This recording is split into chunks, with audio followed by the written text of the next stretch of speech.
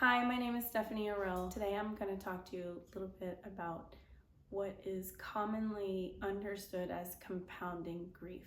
There are other words that people use to describe the term, but this essence is describing if you've ever had this sensation of something happening to you and the grief seems so tumultuous, so internal to your soul that it feels like you're breaking or drowning in the feeling.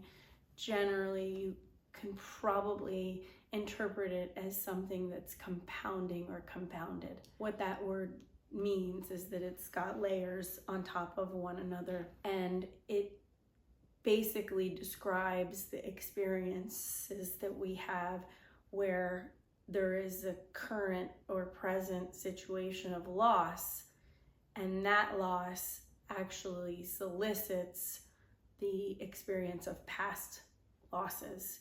So it's like you have a loss today, that loss triggers or stimulates the feeling of sadness that you experienced in whatever lies behind you, which constitutes other experiences of loss. Our nervous system functions in such a way that it's storing past memory or past events.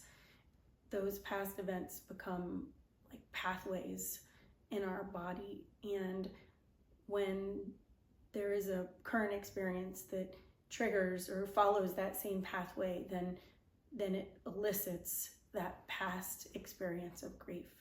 It's totally normal. It's what your body does. It can be pretty overwhelming though, and it can emerge in multiple ways, signified by a rapid heart rate, or that you just feel restless or irritable a lot of the times when you have a current loss, and it just seems like, why am I obsessing over this? Why does this light me up so often? It can be evident in sleep disturbances. So you have a current loss, and then you find that you're not sleeping, but that the current loss doesn't really warrant, sleep disturbances, for example. It can come up in a sense of whiplash, like you had something and then you don't anymore, and it feels as if you've been really jerked around, although that thing wasn't that present in your life. The easiest example to use is say you're dating somebody for a week or two and then that person's gone, or even longer than that, but they weren't really a part of your life, but when they're gone, it feels like this big thing exited your life, even though when you look at it, it's not as big as it actually is in the present, in like your most adult self. So these smaller experiences of grief start to feel really big and enormous, but it's because they're clicking in those same neurological pathways that are evidence of the past loss. I can just say from personal experience that even recently, having a period of grief over an event that was actually substantial, but became on one day really big. Part of the reason why it became big is because I let it become big. I wanted to enter into that feeling and kind of understand it a little bit more for myself. So what am I grieving? What's really coming up for me? And I literally put on a playlist to go through songs and try to see what experiences I've had in the past clicked into that neurological pathway, and the way that I entered it was through music. I listened to music from all of these different periods of my life, going through Spotify. I'm not even sure how I found all these particular songs, and then I realized that this experience that I was having in the present was related to a past relationship I had in college, a really serious relationship actually, a love relationship that was lost, and there was some grieving that I hadn't done that related to what was happening to me in real time. And then also an experience of losing my aunt when I was 10. And I didn't know that until I was listening to songs that just really evoked that grief. I let myself feel that for a day, and maybe I need to feel it more. I don't know yet. In my journey, I will come across things that solicit that sadness, and I'll take a look back and see if there's things that I still need to grieve. I don't think there's any one process or mapping we can make onto our grieving processes. I do think that, at least for me, that there is a letting oneself enter the emotion. And there are some people that don't have this theory, that they don't think it's really helpful to go towards or into the emotion. I think it's really important and useful. I think that there has to be a choice and a way to enter the emotion that's safe, and that which, in the best case scenario, doesn't affect your daily living. So if you have a window of time, or you can make a window of time to say, here's when I'm gonna kind of explore this. Once there's that exploration, then it becomes really useful to name or recognize exactly what are the things being grieved.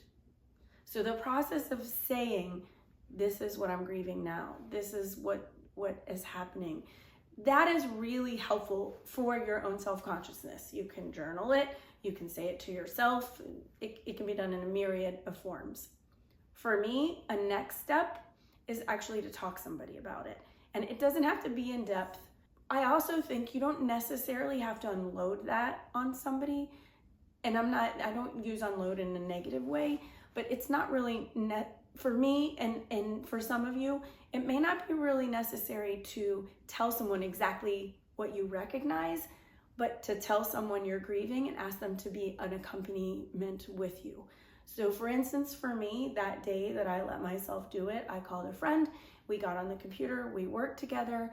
She knew that I was sad, but I didn't need to go through everything that I was sad about. I just wanted somebody with whom to connect after I let myself dive in to that depth of emotion. I think it's important also that we recognize that this is really an embodied experience. The process of grieving, and I'm not even sure what the right word is, it's not really moving from grief or out of grief, because it may always come back up. Taking care of your body when it's grieving, or taking care of those parts of yourself that are embodied while you're grieving.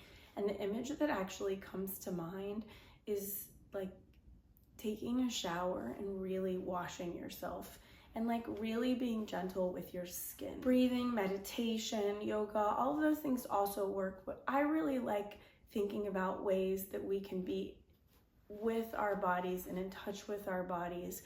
And maybe that just entails really allowing oneself to have a good cry. I encourage you to think about, where is your body in any psychological process, and how do I then take care of my body, because my body is myself. This doesn't always happen all at once, and it doesn't necessarily need to happen all at once. And there are going to be days where the sadness hits you and days where it doesn't, and times where there's longer stretches of the sadness, especially if there's past grief that's pretty almost insurmountable, like it feels insurmountable. You know, it's hard to find all the words for this because it's so personal. So your words may not be my words. What I want to reinforce though is there isn't a magic switch to say all of this grief has been addressed, because grief just is what it is, and we all experience it, and we will not experience it in different parts of our lives, and there will always be loss. People will come and go, people will die, we'll change our life path, and in all of doing that, there's loss. It's impossible to get away from. And so in any given moment, there may be an experience of the layers of that loss. Experiencing sadness is not a sign of weakness. The strength emerges when we allow ourselves to experience it, and experience it in a way that is responsible to who we are today. So responsible to our current lives in whatever form that is. For me, that's experiencing it and then knowing I still want to function. I did not experience an insurmountable grief recently, so that really wasn't a question. I have not recently, but in my adult life, had a pretty insurmountable loss in the form of a death, and that took some more time, of course. I think thinking about time and allowing time is also an important component of this, but when we're talking about compounded grief, where the present grief is not the insurmountable thing, but loops into those past griefs, that it is good to give ourselves permission to do the mourning and do that in a way that's responsible to our current existence and our most adult selves. Thanks.